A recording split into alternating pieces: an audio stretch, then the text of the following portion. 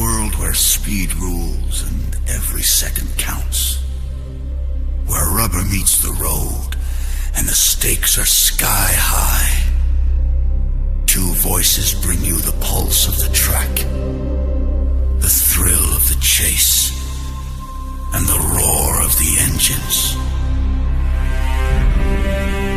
This is Loose Lugs with Lauren Leitch and Mark Allen. Buckle up and hold tight, because the green flag drops now. Hey everyone, welcome to another edition of the Loose Lugs Racing Podcast, presented by the Corp Racing and Valley Gasket. Thank you, Tim, Ben, and Carrie, for all that you do for us, for all of the community. I know we say it every time on here, but genuinely, it is amazing what you all do with the community, racing community, everything. So you guys should be celebrated a bunch here. So we truly mean it every time. Mark, episode 199. How about that, buddy? How you doing? 199. What have we been doing all these years, huh? Man, unbelievable. Wow. They're starting to add up, aren't they? They sure are. Yeah, just truly incredible that we've been doing it that long and for almost 200 episodes now. Just amazing, and I wouldn't change it for the world, you know. I think the fans like it, so I guess I never hear anybody say, why don't you just stop it? I don't hear none of that, so we'll just keep going until then, right? That's right, absolutely. Right. Well, I wanted to start this thing. I saw some news today, some unfortunate news. So thoughts and prayers going out to the Ace family. Chester Ace lost his mom and a big part of their family. So thoughts and prayers to the Ace family. Yeah, that came out late this afternoon. I saw that. So unfortunate news there, man. So, condolences to the Ace family down there. Yeah, absolutely. So, of course, if they need anything, reach out to us, whatever, look for how you can help and support that great family. Hey, maybe he can pull out a win for his mom down there at the Dells, huh? Next week, how's that? There we go. We'll dedicate that one to his mom. No doubt. Yep. There we go. That'll work. Let's talk about a little bit of news. Well, first, let's tell you what's going on with the episode. So we're going to talk about news like we normally do. We're going to talk about some racing that happened. There was a lot of it going on, so we'll talk a little about that. And then also Lou Goss and Chris Marshall. We talked about it at the end of last episode. They're going to hop on the podcast, so looking forward to having them on, learning more about Lou and Chris's story and talking some racing with them. And there's some great people, man. I'm so looking forward to having them on. I know we've talked about it for, seems like 3-4 years, and I'm glad we're finally able to make that happen. Finally, yeah, that's a good crew over there. We like hanging out with that bunch over there. For sure, man. Well, hey, let's start this thing. I failed to mention this last episode. We got to talk about the Kulwicki Driver Development Program. They announced their finalists there, so they trimmed it down to 5 people. So we got Michael Baumgartner, who's down in North Carolina, Carson Hayslip, also in North Carolina, Riley Music down in Virginia, Chase Johnson, also in Virginia, and Wisconsin's own Penn Sauter. Those are the 5 finalists for the Kulwicki Driver Development Program. I tell you what, they had a hard job trying to trim that semifinal list because they were all really deserving. Yeah, we were on pins and needles, man. There was 4 announced and none were around to homeland around here. But yeah, Penn Sauter snuck in on the last one there on the 5th one, and well deserving. And we'll cheer him on, and we'll see if he can pull this off and win that prestigious award. It really is, man. No doubt, yeah. Keeping Allen's name alive, the legacy, the Kulwicki Driver Development Program name. They do so much for racing. It's truly remarkable. So, yeah, it is prestigious. And those 5, man, that's going to be a tough challenge to win. It's nice to have some Wisconsin flavor in it, though, with Allen being from here. So very glad that we got at least one driver in Penn Sauter in there. Yeah, all 5 are remarkable. Unfortunately, this is the 33rd anniversary of Allen's passing. I remember back in the day, somebody came up and told me that said Allen Kulwicki passed away, and I wanted to punch them, saying that's not a funny April Fool's joke, And then I went out to a bar and I saw it on ESPN, man. My heart just sank, man. I just 1993 was rough. Davey Allison 3 months later passed too. But this is the 33rd anniversary. And hey, man, we're keeping Alan Kulwicki's memory alive, man. And it sure is helping out a lot of racing teams. And unfortunate, but yeah, it's kind of a sad anniversary today, man. It is, yeah, that's for sure. And I guess you kind of think about reasons why it happened. Maybe we failed to mention it last week to talk about it on this unfortunate day and keep his legacy alive. Things happen weird like that, and maybe and maybe that's just exactly why that happened. As much racing as I did back in the day, I never actually ever met Alan Kulwicki. I was at Really? races, or else I was down in the pits and he was gone, or one way or another. But I never actually ever got to meet Alan Kulwicki. That's a surprise in itself, right there. Yeah. Yeah. Wow. I guess I didn't realize that. That's weird. But always remembering Alan. I know I have a bunch of Alan Kulwicki memorabilia around here. Excuse me. So it's really, really cool that we get to keep his legacy alive, and the Quickie Driver Development Program keeping his legacy alive and doing what they can for racers. Man, it's unbelievable. Yeah. So yeah, I got a bunch of stuff right over there. In my corner of my man cave over there, and I cherish that every look at that and always remember, man. So what could have been, you know. But I'll always remember that last Atlanta race in '92 when he won that championship. Still, I classify that is the best. That is the best NASCAR race that I ever saw. You know, we were at a Packer game that day at Milwaukee County Stadium, and the Packers were playing the Eagles. That was the day that Brett Favre dislocated his left shoulder, and the game was practically over. And we left early because we wanted to watch the Winston 500 for the championship. And we left early, and the Packers came back and they won. It's the only time I've ever left a Packer game early, and the Packers came back and they won 27-24. And because of that game, Reggie White found out just how tough our quarterback was and decided to sign a free agency over that day. But our friends lived about 6 blocks from County Stadium, and we ran over to his house and had it recorded, and we went to go watch that race. And I still classify that Winston 500 race at the end. There was 6 drivers that were eligible to win that championship. And boy, Alan Kulwicki knew right down back in the day you got 5 points for leading a lap and leading the most laps. And somebody behind the scenes was doing the arithmetic and everything. And I'm a diehard Bill Elliott fan, man. I wanted him to win that championship, man. He won the race, but he didn't win the war that day, man. And I'll never forget that race in '92 in Atlanta. Yeah, I've gone back and watched that. I think you and I have even watched that together, and one of the best, classic, no doubt about it, for sure. Mm-hmm. Let's talk about a little bit more news here, Mark. The trucks. Daniel Dye was reinstated by NASCAR after his suspension a few weeks ago, but he's not going to return to Kaulig Racing. Corey LaJoie will be the driver of the number 10 Ram truck on a full-time basis here for the rest of the season. Yeah, so Dye, he turned himself away from the team, and Kaulig wished him best of luck, and so we'll see where Daniel Dye lands. But at this time, he's out of a ride, and it's unfortunate. But Corey LaJoie, we know he's got some laps on him, so we'll see how he can do in that new Ram. Almost said the D word there, the new Ram, new Ram truck there. You caught yourself this time. Yes. Oh, very yes. Good. Very good. We had Dan Stillman on last week, which was an awesome episode too. And I took a little bit further than I did this week. After it came out, like Ram.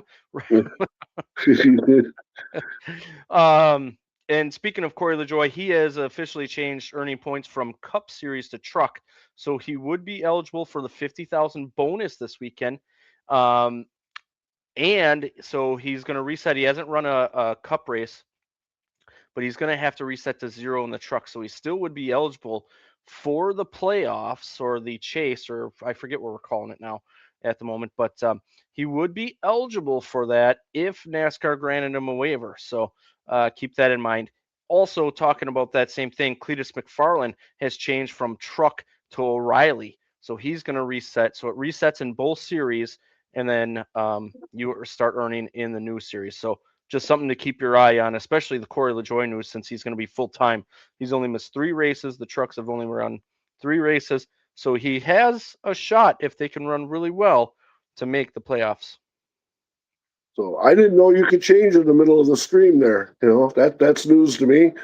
I know LaJoie tried to run a 99 car right at Daytona, but they didn't make it there. They missed it right at the very end of the 150s there. So, and then Cletus gets the change, so that's wild too. But I didn't know you could change. But all right, that's news out there right now. Also, some news that broke just a short while ago is no Nick Sanchez on the driver's list at Rockingham. AM Racing has pulled that entry for this weekend, so something's going on there. I'm not exactly sure, but you and I have both said Nick Sanchez has the talent. I mean, he's an ARCA champion, run really well in the truck series, has shown that he runs really well in the O'Reilly. He got out of the big machine record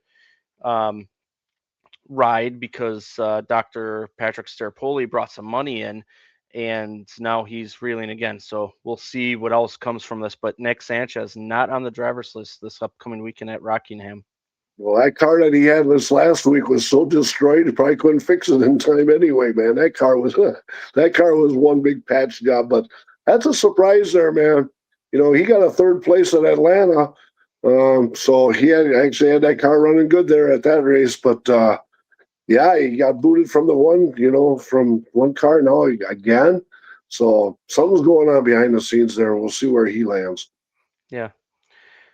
Casey Mears is going to try to get to 500 career cup starts. We knew that over the last year or two. He is going to be attempting 5 races with Beard Motorsports now this year. Talladega upcoming in April, Indianapolis, Daytona, October's Talladega race as well, and Homestead. So those 5 would get him to 500. So hopefully he's able to do that, because that's quite the accomplishment. Yep, he's at 495, and then they brought that up and says he can get 5 races. And hey, we see that 62 team, especially running at the restrictor plate races. I don't know if they're restrictor plates anymore. The super speedways, Daytona, Talladega. Yeah, but then they threw a Homestead race in there also. So, so we'll see, man. We definitely know that 62 always seems to find a top 10. So good luck to them. Yeah. He's I think he's 48 years old. So yeah, interesting.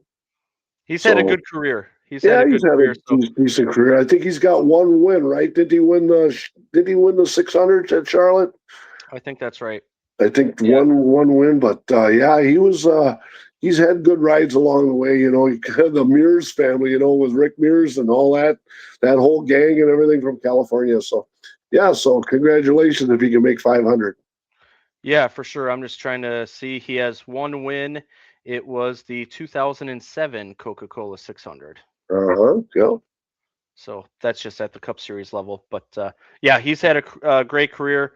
Hasn't always been in the best equipment, but has made the most of it. So that would be really cool to see him get to 500 this year. If he's not able to, hopefully next year he would be able to cap that off. But we'll see what happens. We see all different kinds of people in that 62, through the years, So, yeah, it's definitely relevant, man. And why not? Got a chance. So good luck to him. No doubt. Some ARCA series racing happened down at Hickory, and Tristan McKee ended up winning that race, Mark. There was some tough racing there, but it was entertaining to watch. That's a tough little bull ring down there, man. That McKee is he's going to be something else, man. We see the talent out of that kid. Yeah, and him hooking up with Richie Waters and Waters Motorsports, running some super late model stuff as well. So that'll be fun to watch him in that equipment even more than he's run already. So good young talent there. We might see him up here when the Northern Swing of the Stars series comes up here for the Slinger Madison run. So looking forward to that. Maybe we can run into him and see what he's all about. Yep, maybe Slinger Nationals. I could see the Gandrid Auto Group 250 maybe. So there's some opportunities that we might see him up here. That's for sure. That's for sure. Formula One racing, now we'll talk about. Both Mercedes had a terrible start on the initial start there. Piastri went from third to first, Leclerc went to fourth to second, and Norris went from fifth to third. That was an interesting start there.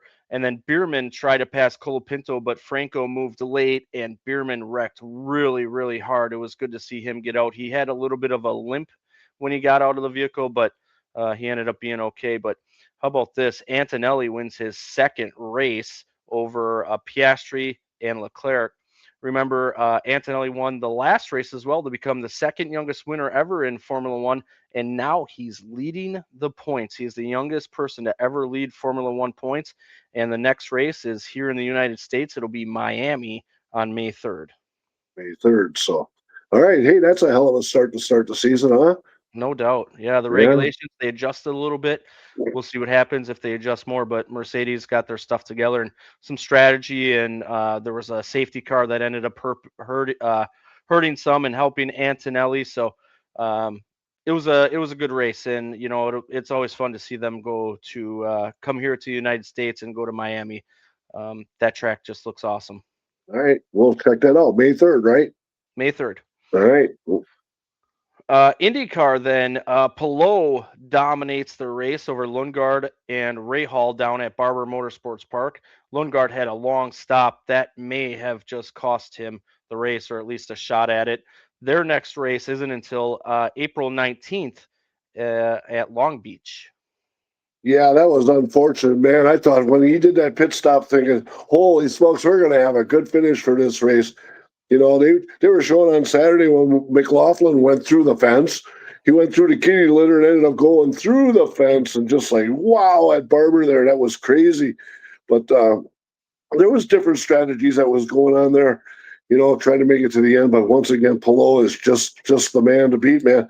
Lundgaard at least got back in the final laps and got back to second, and Rahal got third. Malukas made a race out of it, trying to keep Rahal honest, but it's a very interesting race. It was worth watching. Yeah, I paid attention to that race this last Sunday.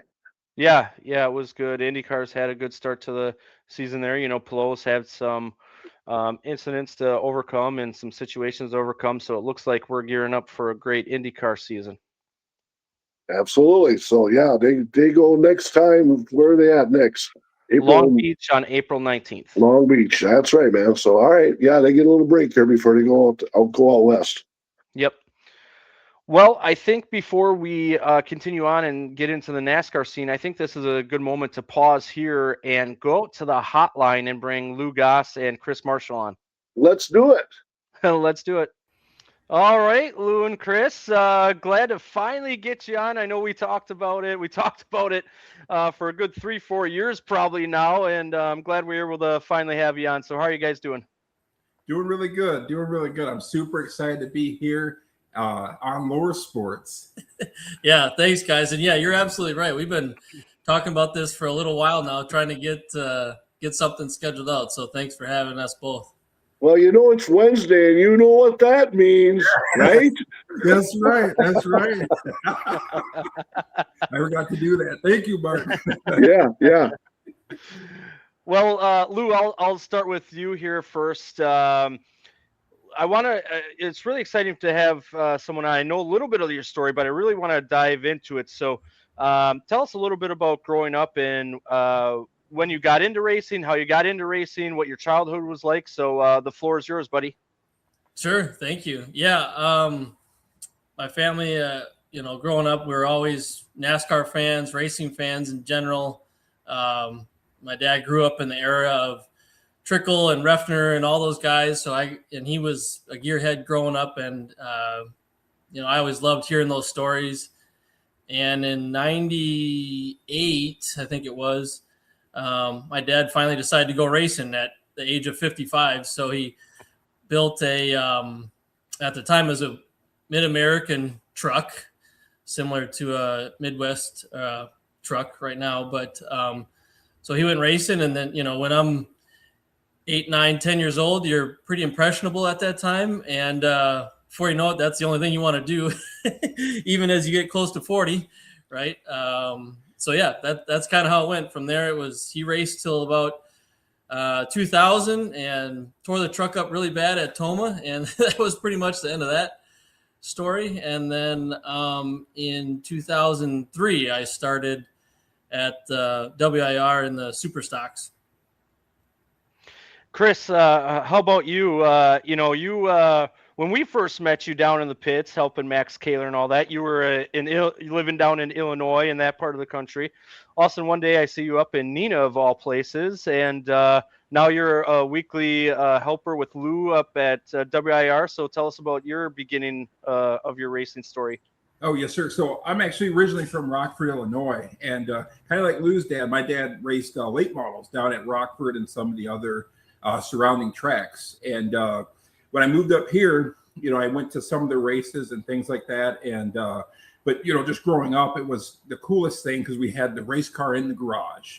And one of the things I found out was one of the companies that was on the car my dad bought was actually here in Appleton. But we always had the race car in the garage. So when I get home from school, I'd climb in the car, and just kind of, as a kid, it's the coolest thing, So I got to go and see my dad race a few times. And I think he stopped racing a little after 2000 also. But for me, ever since then, it was just one of those things that kind of takes over your life. You want to watch it all the time, or if you're able to go to the track. And I got lucky, with helping out Max Kaler, when I would see you guys in the pits and stuff. And then after that, I moved over and I was helping out Lou. So ever since then, it's been the most fun I've had, at the racetrack, away from the racetrack and stuff. So I've enjoyed it. It's been a lot of fun. And one of these days, I keep telling myself I may get into one of these race cars and maybe try it out,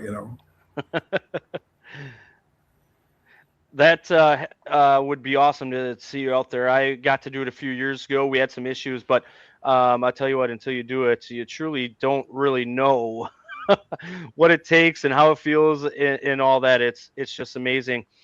Lou, back to you. Did you grow up with any other hobbies like throughout school? Did you play any sports, anything other than that, or was it kind of racing since the day you saw that your dad was racing and all of that? Well, really growing up until high school, until I turned 16, it was basically all sports, right? Baseball, football, wrestling, basketball, all the sports really. And then I started racing, I think that was at the beginning of my junior year or something like that, whenever I turned 16, because I was a little bit older for my grade. Maybe it was actually the beginning of my sophomore year, I think, in high school. But I still played football throughout, ran track. But then, I don't know, maybe it's like a maturity thing or realize stick and ball sports weren't forever, but you can basically race forever. So I think that's kind of where it went from there.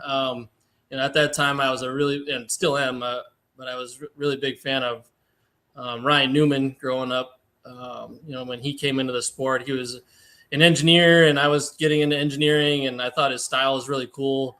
Kind of a humble guy, but could just, drive the wheels off a race car for sure, especially in those first few years. He always can. He still can for sure, but, he was a blast to watch those first couple of seasons in NASCAR. So I think taking to that, engineering thing and, you just become a gearhead, especially as you get older, right? You try to have your kids help with the gearhead thing, and they're like, nah, I'm just going to go over here and jump on the trampoline. Why don't you go get my go-kart ready, sometimes. So, but as you get older, you kind of get into the gearhead mindset a little bit. Pretty much after high school, right, it's been racing the whole way. So how long were you in street stock, and how long did it take you to move up to be into the super late, man? Well, I was in street stocks for 3 years, I think. And then a year out of high school, we basically spent an entire year building a Mid-Am car from a street car, not a purchase car, none of that. Of course, that'd be too easy. So we bought a 85 Regal or something that was down the street and pulled the whole driveline and body and everything off of it. And we had another car. For some reason, we had another car and literally cut the cage off of that other car and put it on this Regal frame and literally built a Mid-Am car, because those are all, stock clip cars, front and rear. And you can more or less find, street-ish components to make them work, especially at that time. Lowers and spindles and all that stuff, basically kind of like a street version. You could buy tubular uppers, and you could have quick change rear end and that type of deal. Eventually we got to that point, but we built that Mid-Am car and started racing that in 2007 and ran that all the way up until 2010, following the series and going everywhere. Ran Road America, ran Milwaukee with it, ran Grundy with it, ran lacrosse with it. I'm still pretty proud of winning Oktoberfest heat race at lacrosse in that car. Still pretty proud, with James Swan and Ryan Guteneck beating on your back bumper, and even in an 8-lap heat, pretty proud of that. So ran that till 2010, then basically took another year to build a limited late that Dan Hine owned. I don't know if you guys know Dan out of Waukesha, or he's not in Waukesha now. He's down there somewhere. He kind of ran a chassis shop / part shop in Watertown he's at now. So took a little time to build that car, and then ran that up until like 20, that was a limited late, ran that up until like 2018, and then got the bug, always had the bug, but finally figured out a way to get into a NASCAR truck. So we bought a rolling chassis and had to do a lot of work to get it up to NASCAR's snuff.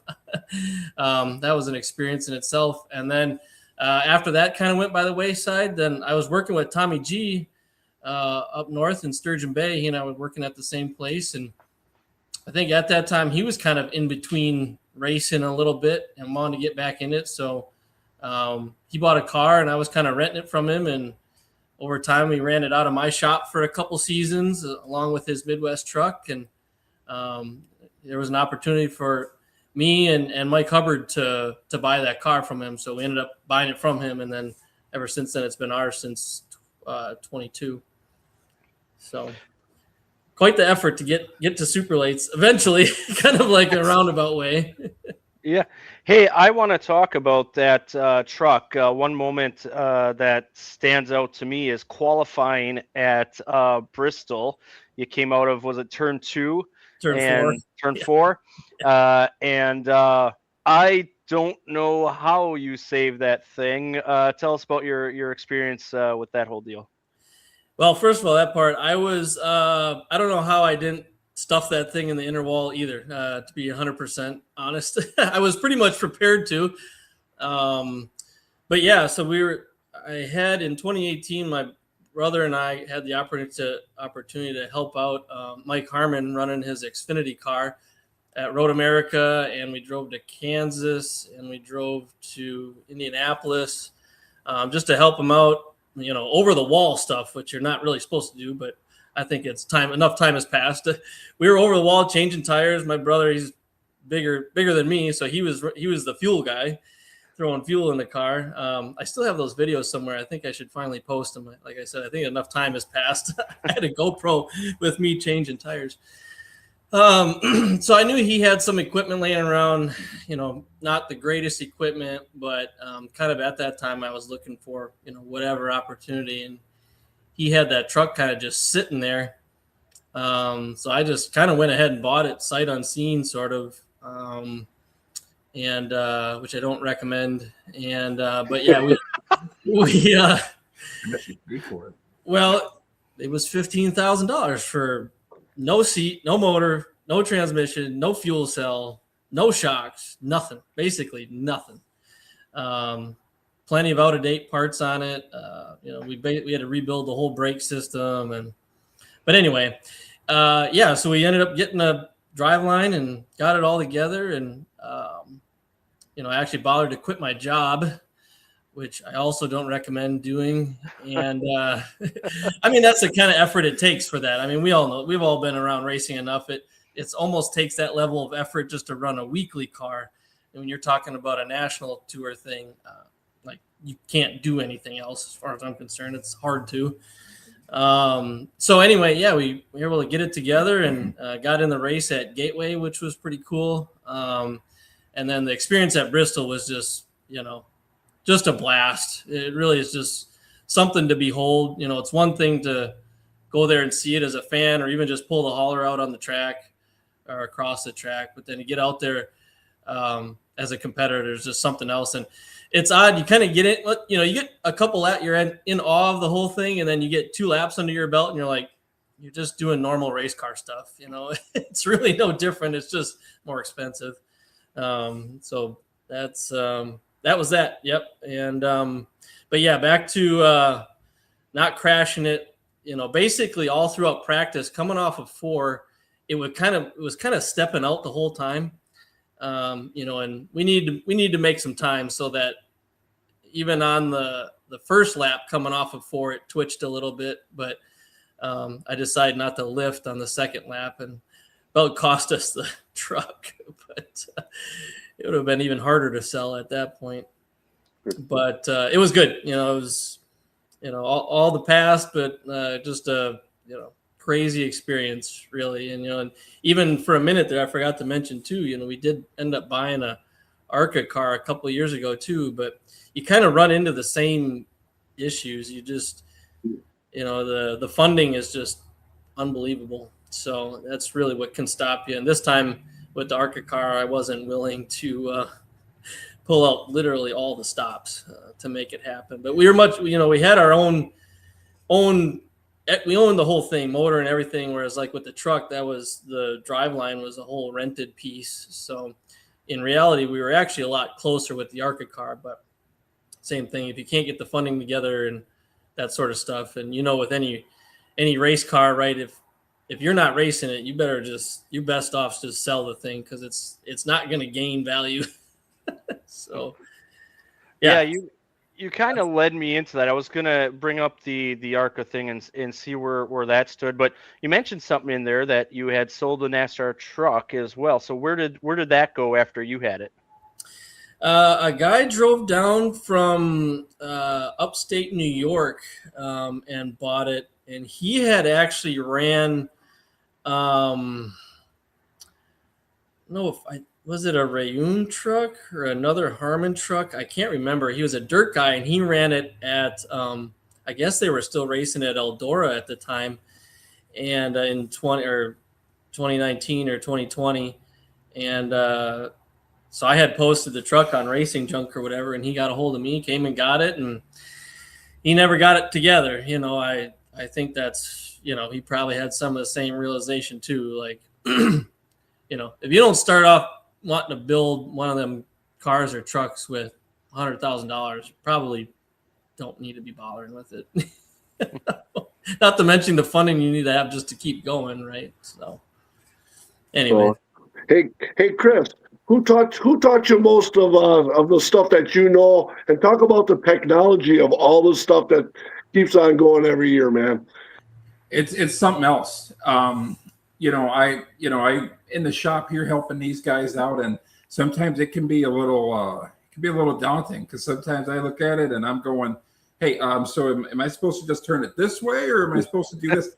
And it's something else, when you look at it. So I mean, he tells me, he's like, yeah, hey, don't worry, you're doing good. I'm like, all right, I got over my fear of working under the car, because I always had the fear that it's always going to come down on you. So but it's no, I learned a lot, working with Lou, and being with the team and stuff like that. And my dad actually watches a lot of our stuff that we do, so he's always telling me, hey, let me just see what you guys have on the chassis. Or he was telling me when we went to some of the races, oh, hey, you guys might want to try doing this. And I go, Dad, why don't you come out and maybe help if and he goes, no, because he's retired, so he doesn't do that anymore. So, but no, I enjoy it.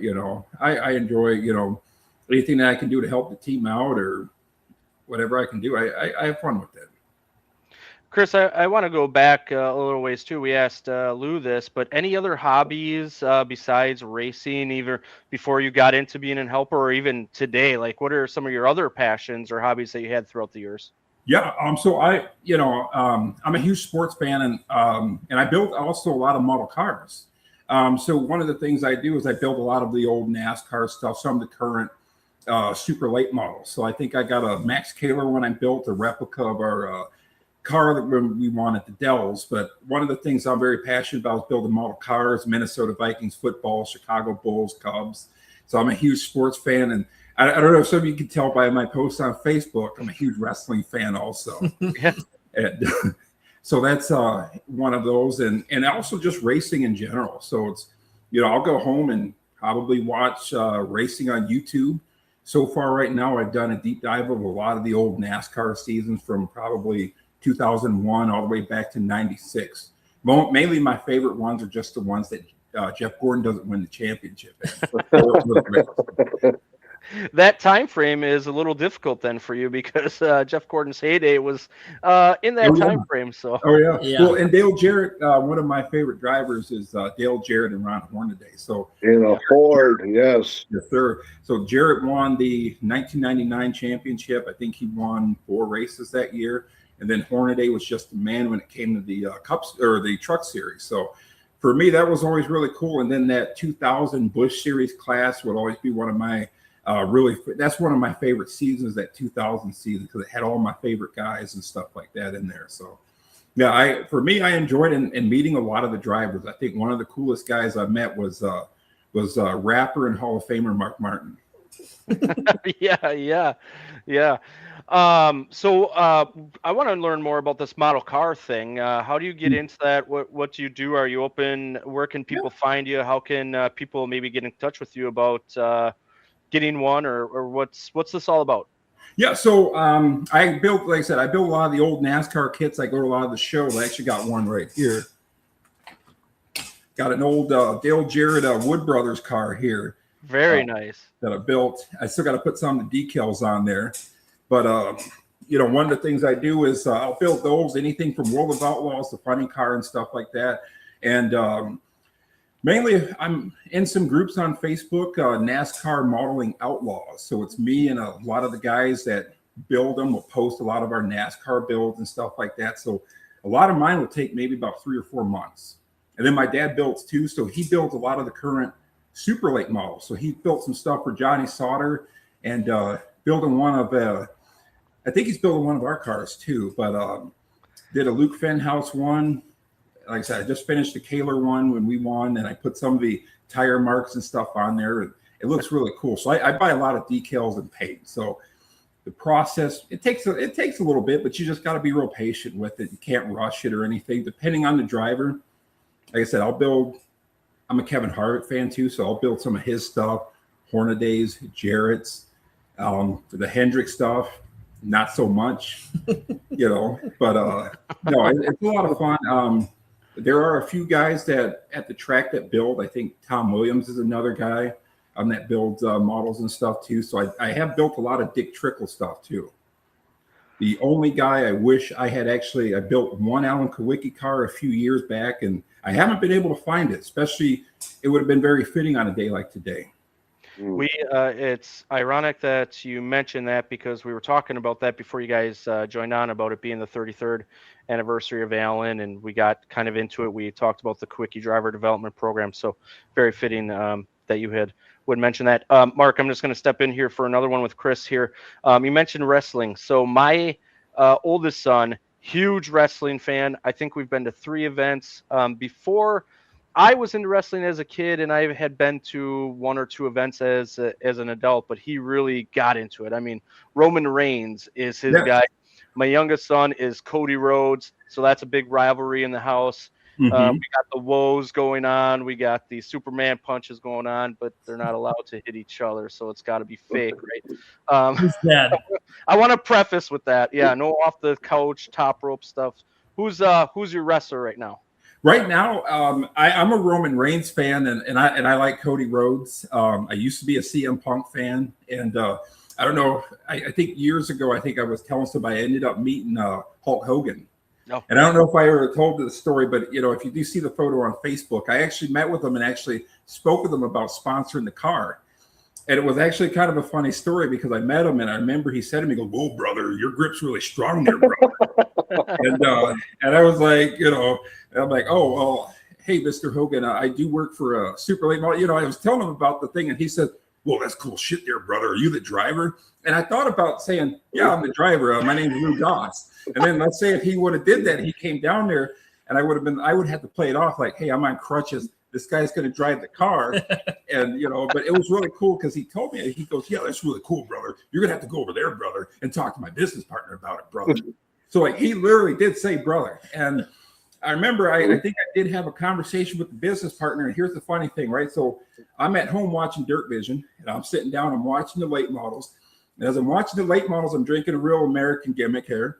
And all of a sudden, as I'm drinking it, and they go, "The real American beer, World of Outlaw late models." And I go, "Oh, that's," but it was, it just happened. I just thought it was funny, that we at least had that conversation, and I got to shake his hand and stuff and do the pose next to him. And everybody goes, "Man, you're taller than he is there, brother." And so it was just really cool. So I'm a huge, like I said, when it comes to wrestling, it's a big thing for me. So, me and my buddies get together, we do WrestleMania parties. Actually, Lou's been over for WrestleMania. So, I did start to like John Cena towards the end when they had him as a bad guy and stuff. So, so I've always been a huge fan of it. And it's always been, just something that you'll see. So when you see my posts on Facebook every Thursday or every other day where I go, "It's blah, blah, blah," and you know what that means.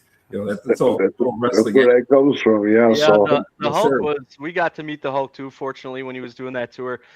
Just a great guy. And obviously we're on the road to WrestleMania right now. What is it? The 19th and 20th, the 2-day special now. So that's right. Mark, go ahead. Hey, Lou, what's your schedule look like this year, man? What's got a tight schedule, staying close to home? Or you're going to travel a little bit? We are actually planning to stay close to home this year. We're going to focus everything at WIR this year. In the past few years, or at least for a long time, we've traveled throughout the season. But this year we really want to focus on, making WIR our, the important place that we're focused on. And so we're not only running the weekly series there, we're going to run the Tundra show, and we're also going to run the Dixieland. So basically every circle track show they have there for super lates on the half mile, we'll do that one. Even Destruction, I think they do something on the half. On the half mile? I don't know. I was supposed to put this car together for the dirt race last year, but we decided not to at 141. I would recommend don't bring the super late to the eve. Yeah, come on out to the eve, but no super late. Yeah, no, 100% will be at the eve. My wife probably already bought tickets. She and the kids, they love going. I love it too. I just wish when the sun would go down that it wouldn't literally drop like 40 degrees, but that's all good. It's a lot of fun. And my first time going, and somebody explained it to me. I said, whoa.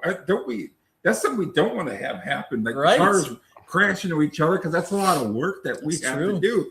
But when I went there, I was amazed. They had a guy going through like stuff that was on fire. I think it was like some boards that were on fire, and he drove his motorcycle through it. So I was impressed. That was, I believe, that was a world record that he did there. I wish I could remember his name. I was announcing for it, but just unbelievable. What happens out there. Speaking of racing, Lou, how's the off season going? And you just talked about your schedule, but how's the off season going? What are you guys kind of focusing on in the shop? The off season's going great. We actually kind of did sort of I'll say a mental shift a little bit this year. We decided to, get a little bit, get a little bit more specialized help, I'll say, on the car. So like in the early part of the fall, the car was all disassembled because in that second to last race last year, we got tangled up going into turn 3.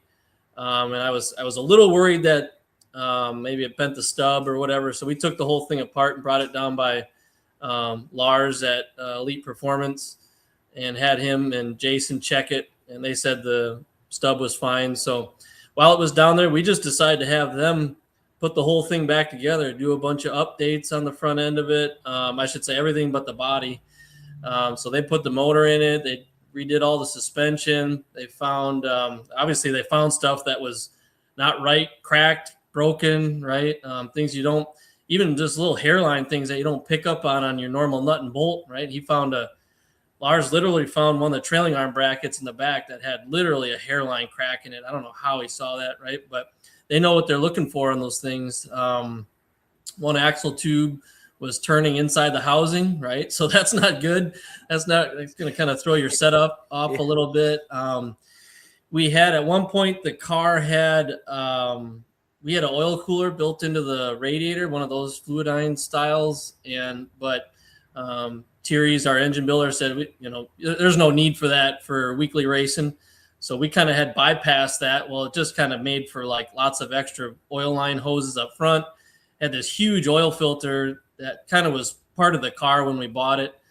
So Lars went ahead and updated the entire oiling loop system up front, new lines. It just, everything fits a lot better. It's got a small little, just basically regular off the shelf oil filter now instead of literally like this, coffee can type oil filter. So, had him do all that work, which was awesome. And then not too long ago, we had, obviously shocks are all ready to go, but then not too long ago, we had the Anthonys hang our body for us, basically a brand new body except for the hood. And they just did such a nice job, and they can, those types of people like, Anthony's and Lars and those guys, they're so fast and professional and meticulous. And, Anthony's, I think their dad was saying this is his 50th year or 40 something year of racing. So they, I've got plenty of time under my belt, but not 40 something years. Right. And, we dropped the car off at 9 a.m. on a Saturday, and we picked it up on 3 p.m. the Sunday after, the next day, all body on it, ready to go. And it's just amazing. It takes a lot off of us. So we've kind of actually spent a lot of the winter just focusing on sponsors, kind of how we're just organizing as a team, really that type of stuff, kind of getting the podcast going a little bit more focused on that stuff, right? Our mentality is, we can find really good help to help do that stuff on the car mechanically, but, we're the ones that tell the story for our team, right? So, not to mention I've got a new job, and there's been plenty of other things going on with that, taking extra time, doing all that sort of stuff. But that's really been it, so but it's here. We'll finish it up here. Last couple of things. Chris and I were working on new airbox yesterday, and we got a couple other little piddly things to finish up, but we're going to pull the seat belts out of it tonight. We got to get some new seat belts, but that stuff we can figure out how to handle. That's a perfect segue, because the next question was going to be, you guys started your podcast here, which is awesome. I've been tuning in, and you guys do such a great job. You had I always call them the young guns on last week, so that was awesome. That was a good episode. I love it.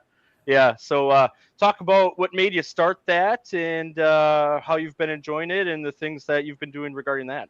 I'm gonna leave that up to you. Yeah, how did we start this? Yeah, I remember we were sitting back at the old shop, and I remember my whole thing was, hey, once the season ends, we kind of all disappear until April or to when, everything starts. And I'm like, why don't we do something to let the people know, like, hey, you're still here, you're still hanging around. And I think, we did a test episode. I think I brought some wings up, we drank some beer, we're watching some football, and I said, hey man, let's run this, let's see what happens. And I think there was 1 week we were doing like 2-3 episodes, but the main thing is getting his story over and just letting the people and our sponsors know, hey, this is what's going on, this is what we've been doing. And also they get to learn a little bit about Lou, also some tech stuff about the car. So if you see some of the early episodes where we're explaining some of the stuff about the tires and, the suspension. There was one about the ballast and things like that. A lot of, there's a lot of people that kind of caught on and they go, hey, that's really cool.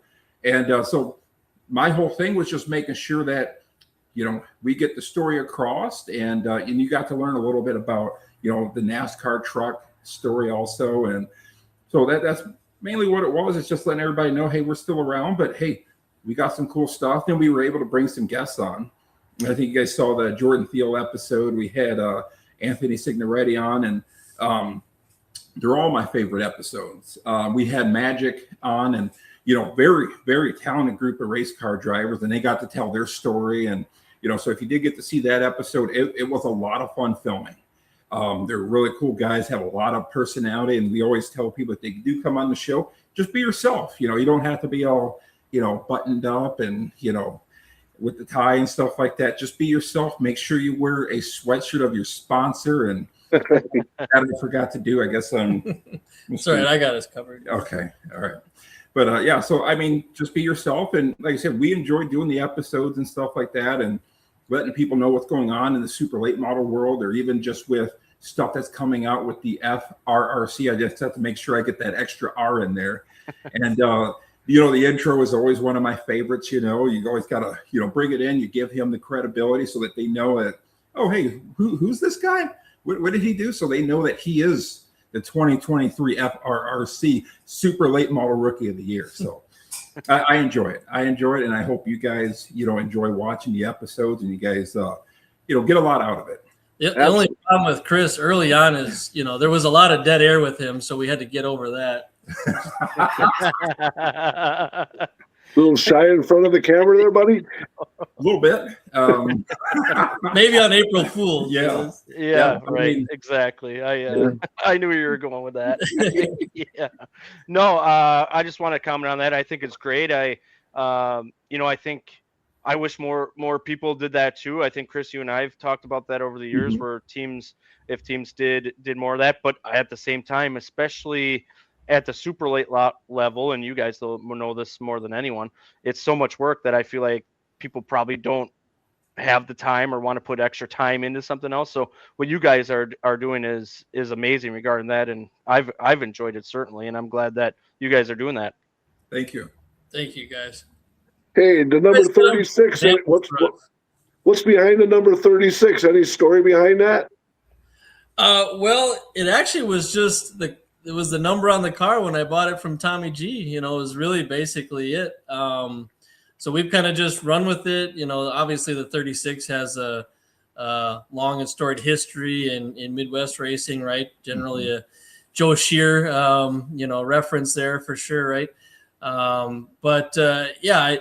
It was, and I think that was Tommy's, even when Tommy was racing, right? When he was running the super late, he was 36, I believe. And so when he got back into it, we just slammed a 36 on it, and we kind of just stuck with it. I probably haven't had enough successes to be too proud of one number along the way. I've been a few different numbers. Well, I mean, you did have some success, because you're also, and Lauren was there, you're also the 2024 Sportsmanship Award winner at Martinsville. Yeah, true. Yeah. Well, that was nice of them. They just came up and presented that to us kind of out of the blue, out of 100 cars or whatever there. So that was awfully nice. Yeah. Will you? I know you said you're going to stick around, but I want to ask: you have gone to the Icebreaker in the past, and Marshfield you've gone in the past, or is it strictly like WIR and that's it? Oh no, yeah, we've been. I mean, I think I took a count one time. About the only tracks that I haven't raced on asphalt in the state of Wisconsin is like Toma. I haven't raced at probably because I was too young. Really, was Lake Geneva. I've been to Lake Geneva, racing when my pops was racing, but I haven't raced on every track with the super late. All the different divisions I've been on, but yeah, the super late we've been at. Obviously, WIR, Norway, State Park, Golden Sands. Yep, thank you. The Dells. Yep. Right. Yeah. So pretty much tried to get around and try a few different places. Right. We just have fun doing that. Right. It definitely doesn't take any less work to go to different tracks. But we have fun doing it. That one weekend. That in 2024, I guess it was, when the car was tore up, and then we finally got it back together. I was like, guys, we just got to squeeze in as much racing as we can, because we didn't get it back till like the first or second week of August. And that Labor Day weekend, we raced at WIR on Thursday, and then we ran at Norway on Friday or whatever. We ran 3 races in 4 days, so we just kind of kept bolting tires on it and just whatever, change the gear and go. I should have maybe rephrased the last question. Is there anything after the season gets done? Because Marshfield runs after, there's Dell's stuff. Is there anything a fall classic that would maybe be a possibility? I should have probably rephrased that last question. Yeah. I apologize. No, I'm sorry. I would love to. We'll see. It's kind of, have to reevaluate when you get towards the end of the year, what kind of funds are left, what kind of body panels are left. And if your hauler is not tore up or the motor blew up in my truck or whatever, we'll reevaluate at that time, but we always want to. Like it's fun. We love, there was 3 or 4 years there in a row where we bookended the year at the Dells with the icebreaker and the Halloween, and that was always a ton of fun. The co-owner and our really good friend Mike Hubbard has a place in the Dells, so we kind of had a free place to stay, and it was we would make a whole weekend out of it and just have a blast. So, but yeah, we'll see when that time comes at the end of this year. Hey, the Crown Vics are coming 4 times this year, man. Do you know anything about it? And are you interested in maybe strapping into one of them? If somebody asks, are you asking me, Mark? Or Yeah, Chris? yeah. Folks, get in it too. Yeah, why not? There's 4 seats. It's a family car. I know. I could spot for you inside the car. So that's true. That's also another thing. I would be interested in doing something like that or the sport trucks. After talking with Magic, I'm like, man, it looks like it's going to be a lot of fun with the sport trucks. It's very competitive, and it seems like that'd be a lot of fun to do. Yeah, sport trucks, and I'd probably eat before I go out there. So, I like the idea of any class, right? I don't. When we go to our FRC club meetings, right? There's lots of talk about the show and how to make it more efficient and adding and retracting classes. And so this is obviously something that they had to navigate to see how that fits in to a show, because they're always up against the wall on time and trying to get classes in and out. But, I hope with the Crown Vics that and this is coming from a guy that built a mid-M car from a street car and raced it on half miles and miles and road courses going really fast. I'm always hoping that they bring a good product out there, right? And it just doesn't end up being, not that it shouldn't, end up being a demo derby or something. But then when I see guys that they're rolling their cars out, they just went and picked them up from Race Tech or whoever, and they hung a chassis or a cage in it, it's going to be a good quality car. And I just want to add to that. Are we going to get out-of-car driver intros for any of these? It's something I just would bring up. We got to vote on it, remember? All right, I'll have to bring it up. Got to vote on it. We'll see how the time is going the nights that they're there. See? There's a lot of obstacles. I'm thinking we do it at the last race of the season because everybody's going to be there, really late. But there's free corn. Yeah, but imagine this: you do out-of-car driver intros. And then they're like, oh, this is really cool. You make the night special. They get the corn, they get the beer, and they go, hey, man, it was really cool seeing you walk out there. Like how Marshfield did it when we were up there. That's true. So, I would think it would be cool, but I do understand the time constraint, too, because everybody tells me, they go, when I go to the meeting, they go, Chris, we're not doing out-of-car driver intros. I'm like, all right, cool. And I just sit in the back. I just sit back, and I just kind of blend in, But they just tell me, like, hey, don't bring out-of-car driver intros. And I'm like, all right, cool, I won't. I just thought about an idea as you were talking about that. They do that enduro at WIR late September. It's historically been. What if the Crown Vics ran that same day and had like a humongous event with the enduro? Wouldn't be a and did all of that. Yeah, maybe that would be a good idea. I thought about the eve, but they have to set up a lot of stuff on the half mile for that. So probably don't want a big race on the half mile because that would delay that. But yeah, that enduro. They're running them that spring classic weekend or whatever they're calling on Friday. I think I actually haven't looked. I saw they had 3 other dates, right? I really did look to see. Are they on Thursdays? I guess I forget how they are. They are. Yeah, sure. Three Thursday nights and then that spring classic. Okay. Okay. Gotcha. So yep. Okay, I have to ask this because I should have transitioned right away, but I wanted Mark to get in there with a question because I stole some time there. But Lou, it's been mentioned by Chris that you've been to a couple of WrestleMania parties now. Have you? Do you have a favorite wrestler? And did you like wrestling like all the way up to today, or what's that story? Well, I'll preface it this way. So I grew up. I wrestled like in middle school and in high school, and so at that time I thought professional wrestling was pretty bogus. I'm not gonna lie.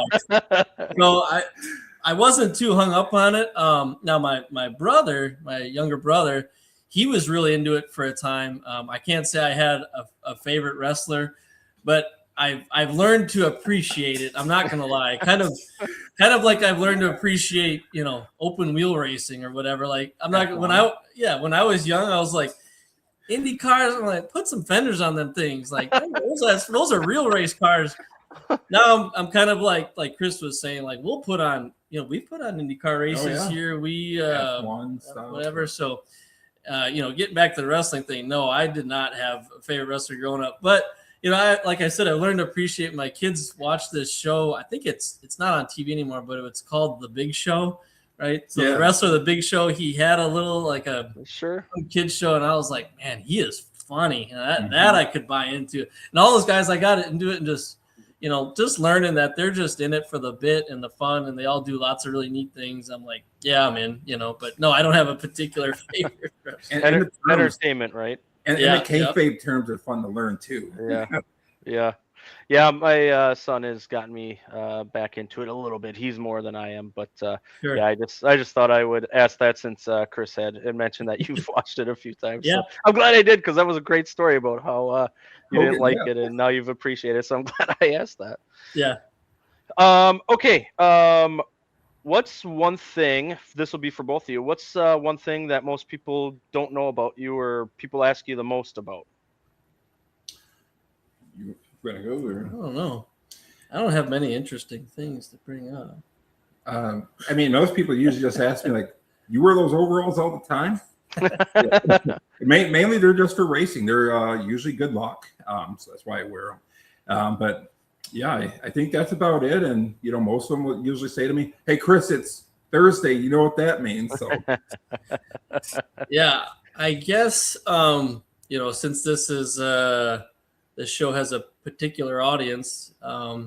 When I was at UW Milwaukee, I earned the Alan Kulwicki Memorial Scholarship while I was there. So that's always something I'm really proud of. And people don't know it. It doesn't get quite the fanfare as the driver development, end of it. But I'm always super proud of that scholarship. And actually, to that point, we, over the last few years, we've raised some funds to grow that scholarship for students at the school. So I guess if I had to think of something, that was probably about both of those are great. That was great. You should be very proud of that. That's such an honor. Yeah, it was really cool. I didn't even know it was a thing until I went to like go pick up my classes when I was going to school there. I bothered to actually go meet with my counselor instead of just doing it online for whatever reason. And I walk in the first floor of the engineering building, and they have an entire room. It's basically just kind of like a conference room, sort of. At the time, it was called the Kulwicki Garage. Now I think it's called the Pit Stop or something. I forget. They revamped it a couple years ago, and I was like, "What the heck is all this Kulwicki stuff doing here?" I knew who he was, of course. I didn't know there was, pretty nice space dedicated in his honor at the school. Do they still have that there? Do they have you guys tour the house at all? Or I went to when I earned that scholarship. Me and actually Kelsey Bauer, Kelsey Dassow now, right? Yep. She won it the first 2 years or something, and then I won it the third year, earned it the third year. So she and I and one of the other recipients got to go to Alan's stepmother's house, I believe, Thelma, in Greenfield. We got to meet her sometime after we all earned the scholarship. So it's pretty interesting thing. And I'm still, still in touch with those people, actually kind of working on trying to get them some extra funds right now. Fortunately, my employer does, some matching stuff like that. So we're working on something with them on that. But I guess that was one thing. Yeah, sure. That's amazing. Yeah, that is amazing. That's incredible. Mm-hmm. I want to end with this, and I think this is really cool. So when we're down in the pits, you guys are all about getting the next generation involved, and you are one of the best at it. Chris, I've seen you do so many things, giving away cars, all that. The next generation is so important, and you are so great with your friends, fans coming down, friends.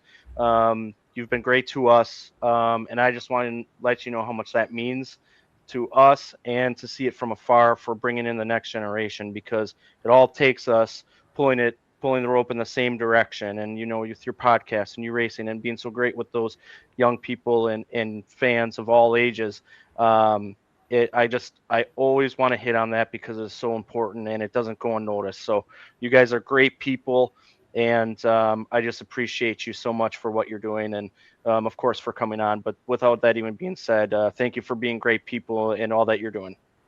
Thank you. Thank you. Yeah, you guys too. You guys do a great job too. And I mean, the way you guys get out and interact with the fans, and then you take time to go through the pits and obviously interact with all the young people too, just that also goes, doesn't go unnoticed either. So thank you guys. Yeah, you guys keep a lot of people updated on what's going on with short track racing in Wisconsin too. So I think I always tell you, Mark, I'm going to go to more races than you during the year. And I think maybe like that's a tough one. Yeah. The first couple of weeks we're like on par, and then something comes up and you end up beating I got 54 lined up this year, man. So gas her up, man, because I'm going to hit the road here. Hey, as fans, am I going to see you down at the Dells, and maybe we could go tip one, huh?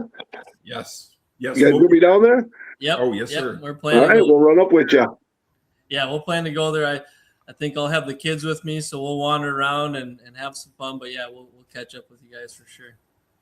Well, that's awesome, man. Thank you guys so much for coming on, and more importantly, for what you're doing for the racing community and the community in general. Can't thank you enough. So appreciate it, and we'll try to have you guys on sooner rather than later this time. We'll try to figure something else out. Oh, yes, sir. Thank you. See you next weekend. Well, Mark, I'm going to start with this. One of the first things I said was it's kind of weird that we're talking about, I feel bad about talking about the Kulwicki driver development program from last week, but it kind of is, I don't know if ironic is, I don't know what the right word is, but it's kind of like, hey, we're talking on the 33rd anniversary of his passing, which all hits us hard to this day, that we're going to talk about the Kulwicki driver development program, spotlight it. We have Lou on here. Alan Kulwicki has touched his life. I ask, what's one thing you don't know about me? He can't think about anything else, and he thinks about the scholarship, and also this runs into a whole Kulwicki thing. And even earlier in the podcast, we talked about Alan Kulwicki, and you just think about it. We trying to get together with him for about 3 years, and it's today. And again, things just seem to be fitting in place so strangely, but in a good way. Yeah, in a good way, man. So, hey, those are two good old boys right there. And, wow, they got their car revamped, so yeah, boy, oh boy, it could be hot right out of the box, man. So let's see how that white, I believe that's a Ford, right? Yeah. So we'll see how that can streak around the track, man. Yeah, it's nice to hear that they were able to work on it a little bit, get updated over the fall and winter. That's going to be huge for those guys. So that's going to be awesome to see. I can't wait to see him next weekend, and then on the track finally in May at WIR. Absolutely, man. So looking for big things, man. And good luck to that team right there, man. And just good people. You root for good people, and there's a couple of them right there. Right there, you betcha. Well, man, we kind of ended after talking about some F1 IndyCar racing news. Let's get into the NASCAR weekend this past weekend at Martinsville. We'll start with the O'Reilly Series. Baldwin spun and hammered the wall. Smithley also spun later on, and the stage would end under caution, and Allgaier would be the winner. Yeah, Benny flipped that stage and everything, Qualifying got rained out, so that just kind of messed up the whole lineup there. And and then a whole bunch of speeding, the 21, 39, 99 all got nailed for speeding right away. And Martinsville can be if you cut that corner too fast or, come around those ovals just a little bit too quick. That's a tough pit road there at Martinsville. Yeah, it is. That can ding you pretty quick. I think in the past, Denny Hamlin's really struggled at Martinsville with speeding and all of that, cutting that corner and everything. So it's an art, that's for sure. In stage 2, then Clements was smoking and had an issue. Jones would get damaged just after it, and a wheel cap ended up on track. Austin Hill would win the second stage. Good camera work with that cap, huh, buddy? Yeah. Just rolling and flipping and rolling down the racetrack. So, yeah, good camera work there. Later on in the race, Retzloff would spin after contact being 3 wide. He's had a great start. They're talking about him being a star in the making, and hopefully he gets a bigger ride, which we would be a big fan of, because him being a Wisconsin driver, he certainly deserves it. Just after that, Staropoli would spin. Pulliam couldn't check up, and Kyle Sieg would get some damage and spin from that. Smithley and Perez would spin. Others get damage. Sanchez would have an issue. Chastain would spin. And then here's the big one. Pulliam would miss a shift being on the outside for the lead, and Quapple would get the worst of it. He would lose a radiator, and a big wreck happened on the front stretch. That was a huge wreck, man. It's just amazing how one person can miss a shift and you can just all pile them up, and it was unfortunate, man. It wiped out a lot of good cars right there. When it happens up front, it's ugly, because that kind of stuff happens, which is exactly why there's a rule in super late model racing and local racing here that you can't shift, because something like that happened back in the, I think it was mid to late 90s at WIR, and they said that's the end of that. So yeah, so unfortunate, man. Ruined a lot of good cars on that restart, so it was unfortunate there. Sawalich would spin after Poole got moved up the track and some contact there, but Allgaier would win it in dominating fashion. Caruth got spun by Cruz on the last lap there, so it actually ended under caution. And then Love wasn't happy with Caruth, so they had a discussion. And they had a good conversation. When they all finished, they had tapped each other on the shoulder and moved on. That's what it's all about. Martinsville does bring the worst or the best out of people. So, a lot of times in Martinsville, you are going to have contact there. That's the best way that you can do it. Talk about it. You can't take back what happened and move on. Yeah, absolutely. It was, I think, when I think about Love and Caruth, I think about some of the most respectful racers out there. Like, they want to learn. They're two that want to learn. And I think they both showed their maturity there, and that we've seen from afar, and now other people can see from afar or even close up. So that was pretty cool to see. I want to touch on something, though. Pulliam, and not missing the shift or anything, but I talked about it on the last podcast, being someone to root for, because he should have got an opportunity a long time ago, and now he gets it. So he had a tremendous day other than that missed shift, and it was a good guy to root for. I'm happy he got the opportunity. He was very emotional about it. He earned it, and it was great to see someone that didn't bring a ton of money actually get a shot that they deserved again. Happens every now and then, not a whole lot at that level, unfortunately. But it was cool to see that finished inside the top 5. But yeah, I mean, I don't know. I hope he's not getting too much flack for the misshift, because you want to see a guy like that. It's kind of like Josh Berry, kind of same story, but Pulliam's a little older. Same type of story. I would say Ty Majeski's the same thing. Those 3 guys I think of the most. Like, they deserve their opportunity. And they're guys to root for because of how they're doing it. So I think he had a great day. It was really cool to see, and hopefully people aren't giving him too much flack for that whole thing. Well, I'll tell you what. I'll say this right out, that I wasn't feeling well, and I was frustrated, and then that frustrating restart, and I put a post out really as fast as I could of the video of that, and I realized that drivers definitely stick up for themselves, asking me, seeing if I could do better, and I realized that I was out of line, and so I took that post down really quick. And unfortunate that it is correct that nobody's perfect. It happens. It was frustrating to see all them cars all wrecked and everything, but I'm sure he performed well enough that Pulliam's going to get another ride. He's Junior said he's going to get another opportunity coming down the line. So well deserved. Yeah, he did rather well. first two stages, he was he would have started on the pole because he was just dead fast in practice, but qualifying got rained out. So then he started in the middle of the pack. Well, nothing like throwing him right in the middle of the fire there, but boy, he had his shot at the end and everything like that, and it worked out. So he deserves another ride, and Junior's going to give it to him. Yeah, I totally agree with that. So it'll be good to see there. The top 10 finished like this at Martinsville for the NASCAR O'Reilly Auto Parts Series. Justin Allgaier won it, like we just said. Corey Day was second. Sammy Smith, Sheldon Creed, Lee Pulliam, Austin Hill, Dean Thompson, Ross Chastain came back to finish eighth. Ryan Sieg and Brent Cruz rounded out the top 10 there. Justin Allgaier had the fastest lap, 20.491 seconds, which equals 92.411 miles per hour. And they head into Rockingham this weekend. 14 cautions, so that's quite a bit there for Martinsville.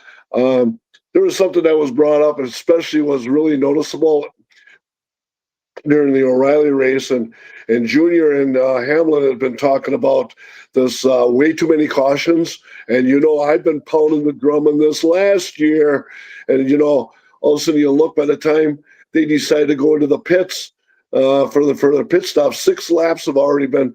But Fox or FS1 wants to see the pit stops. They want to see them on there, so they actually hold the race till the network comes back. And then by the time they get back out and then they go back to commercials, well, there's 12 laps gone already. Junior said today, hey, that's just taking product off the shelf. And so you go, Junior. All along, I've been saying that the laps should not count, or keep the race running and just tally the points there. I mean, we've done some improvements along the way of how we've straightened up the point system for this year.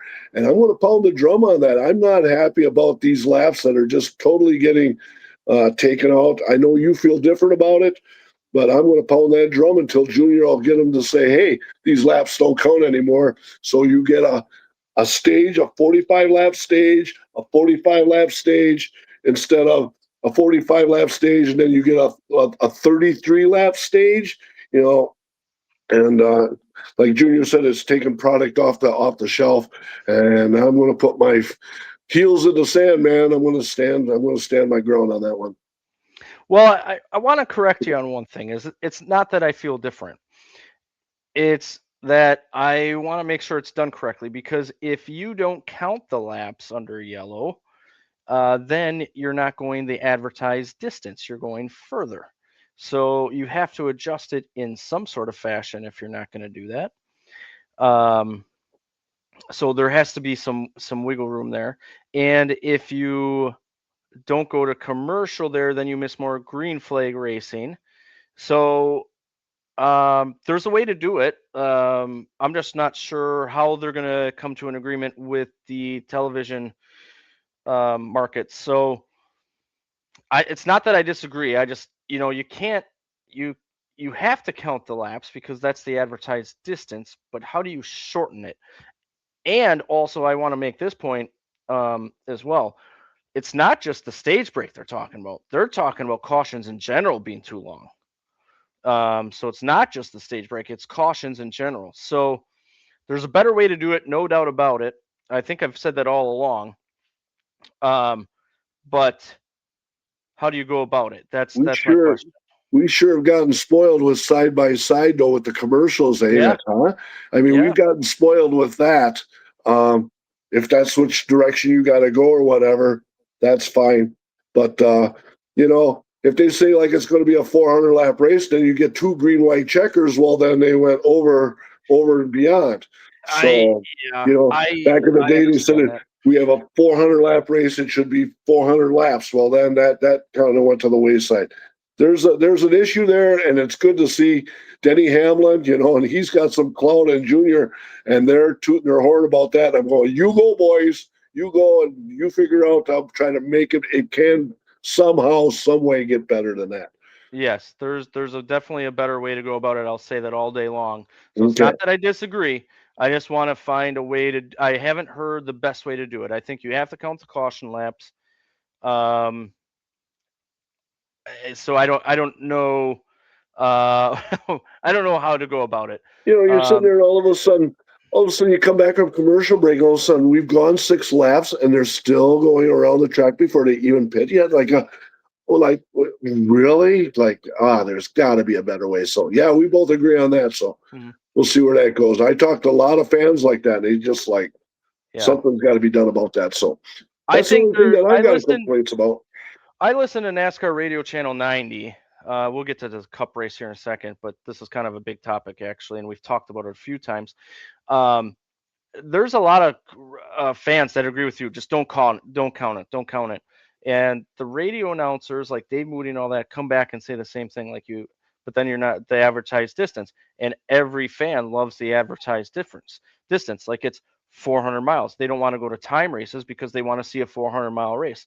Well, if you're not counting the caution laps, then it's not 400 miles and it's going way above what it is, more than a green, white checkered. I will say the green, white checkered does throw a wrench into that plan too, because you might not be going the advertised distance either. But so, and the network. I don't know. Somehow it has to be shortened. Maybe that means throwing another commercial into green flag racing. I mean, would that be better than having the caution be that long? I guess I want to hear an idea that I actually think, okay, this fits this side, this fits this side, let's do it. I think when you don't count the caution laps, that's not what NASCAR and some fans want regarding the advertised distance. And then if you do that, that throws another commercial, and the fans are going to be saying that they don't want a commercial during green flag racing. So there has to be a middle ground out there somewhere. I have yet to hear a good idea yet. If anyone has one, certainly I'd love to hear it. And you know what? If the fans don't care about the advertised distance, like I'm not like 400 miles. I don't care if it goes 425, 422.5. I don't care what it is. If it's the best product, it's the best product. So somehow, if the fans don't care about that, then certainly just don't count the caution laps. But I'm not sure where that stands with a lot of people. But if you add the laps, then it's extending the race, and the network only has so much time with the network. Like if you're streaming, then hey, you can run till eternity, whatever. So that's also where the networks have their hands tied too, because they only have a certain time slot. So exactly. So that's another thing. It adds time and all that. So. Yeah, I don't know what the right answer is, but it could be a better product, no doubt about it. They're talking about it, and I like that they're at least talking about it and know that there's an issue there. So let's see where that goes. But I've been pounding the drum since last year about that, and we'll see what happens. I think a lot of people have talked about it ever since stages have come about. Well, people still don't like stage racing, and I don't know why you would not like stage racing. Yeah. It's a race within a race, and. And then there's lucky dogs that are trying to, keep their position. There's a race within a race, 2 times within the race, So I like stage racing. I think it's a great idea, but we can improve on that. So, all right, carry on. What happened in the Cup Series there, buddy? Yes, sir. Early on, Ware would spin after contact, and Hamlin would win the stage under caution.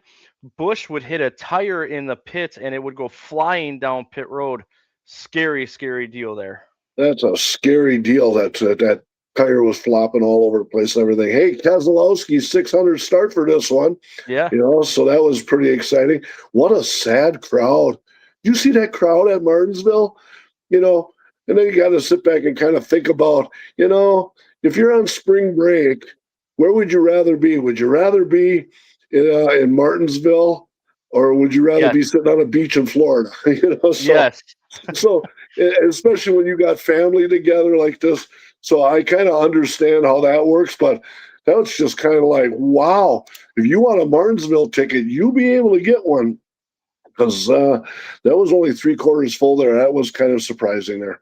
Well, I think the other thing that factored into it is the weather. It wasn't the greatest weather. It was kind of cold on Sunday. So I think they dealt with a little bit of that as well. I always feel like the spring Martinsville race kind of is that way. It's hit and miss because of the weather, spring break time.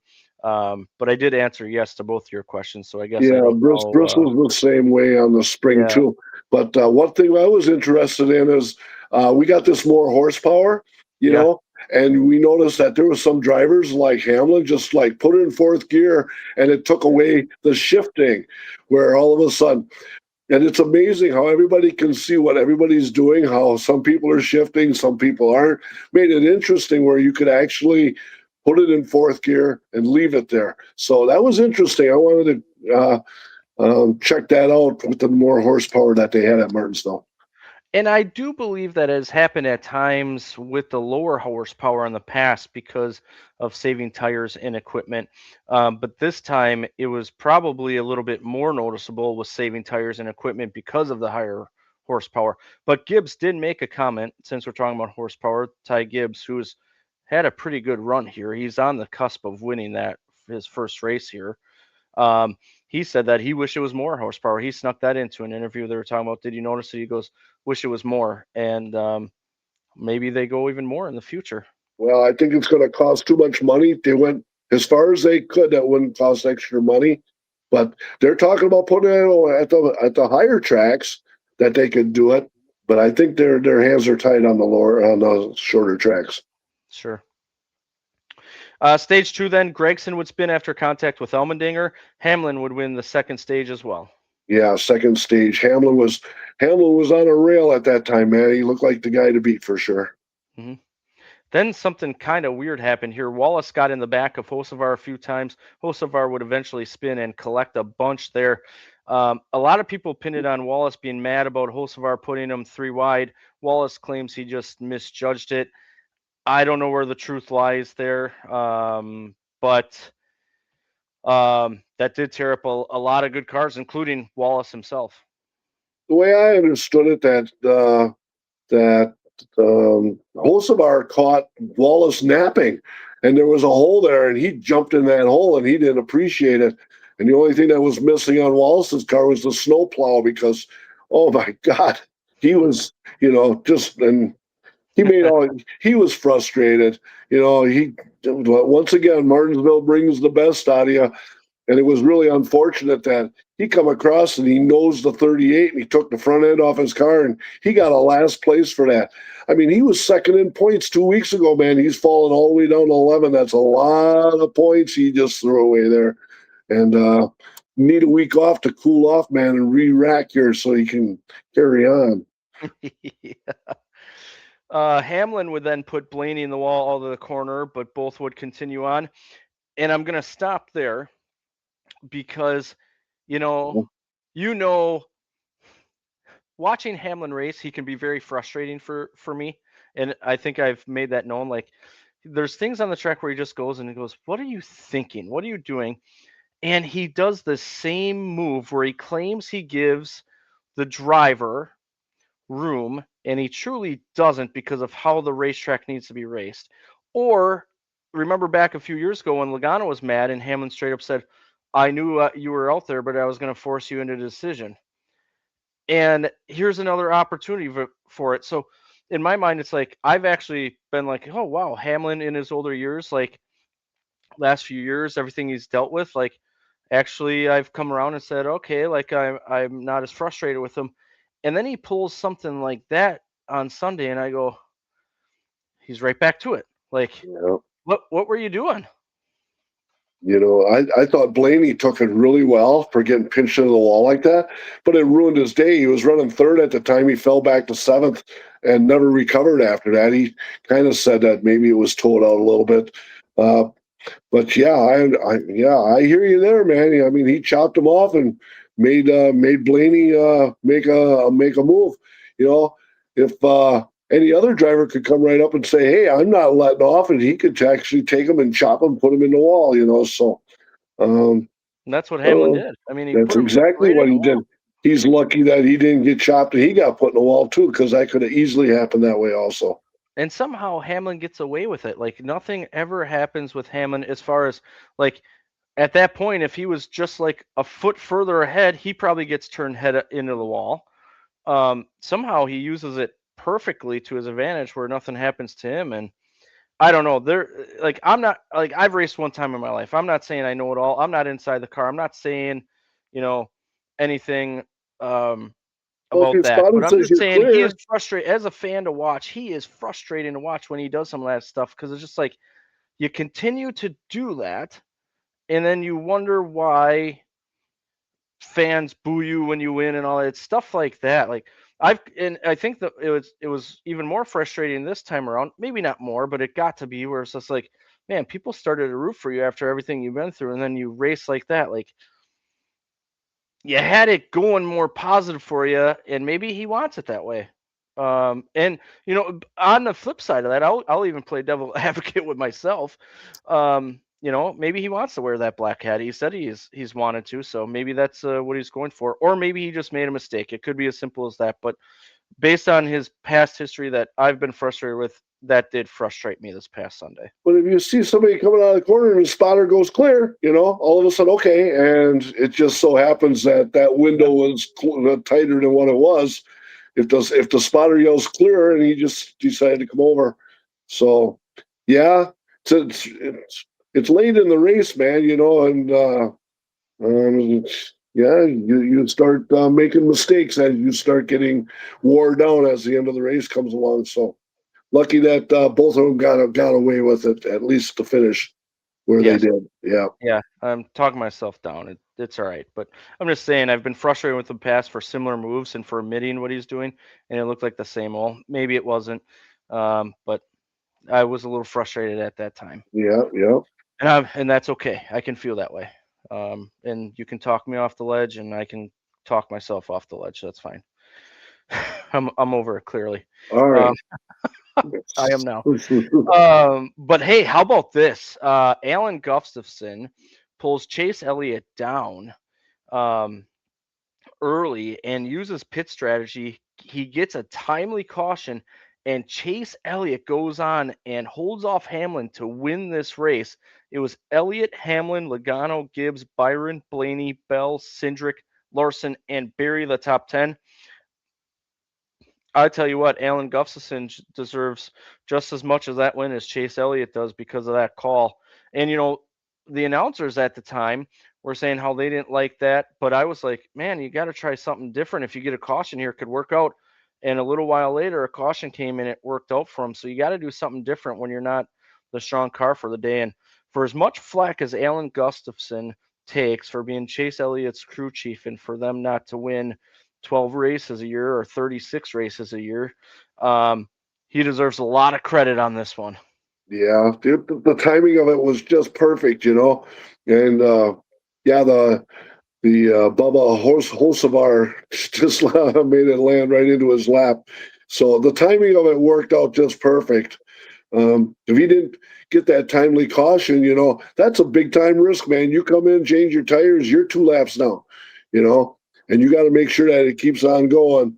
It was far enough out where it didn't force anybody else to come in any earlier, and yeah, it was just, a roll of the dice, man. That was a Las Vegas move there, and it worked for him. And boy, then the car was hooked up after they got it back out there. I mean, Hamlin was right there, and he wanted to jump on him, and lap traffic was there, and Elliott sure seemed like he was hitting lap traffic perfect every time, and boy, a lot of people were sure them lap cars were really showing a lot of respect to them guys. I thought it was really, really a good job. A lot of times you say, "Oh, here comes a Toyota, and he's a Chevy, and the Chevy's going to block," and and I didn't see nothing like that. Eric Jones could have did that so easily. He could have blocked just because he's, and I saw all that. There was good sportsmanship on that, So let them guys race. Turned out to be an entertaining, once again, Martinsville race.